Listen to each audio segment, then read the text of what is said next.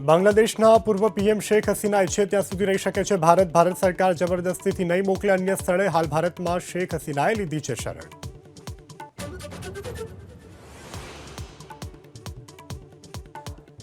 વિનેશની અયોગ્યતા પર રાજનીતિ તેજ પીએમ મોદીએ કહ્યું કે ચેમ્પિયનોની ચેમ્પિયન રાહુલે કહ્યું કે ભારતની શાન રમતગમત મંત્રીએ કહ્યું કુસ્તી સંઘ સામે નોંધાવ્યો વિરોધ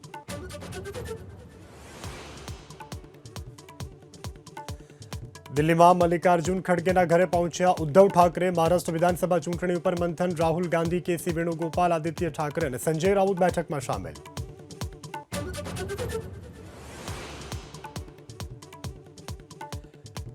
મહેસાણા અર્બન કોઓપરેટિવ બેંકના વહીવટની સામે કેટલાક સભાસદો નારાજ પૂર્વ ડિરેક્ટર ડીએમ પટેલે બોલાવેલી સભામાં વહીવટની સામે 500થી વધુ સભાસદોએ ઉઠાવ્યા સવાલ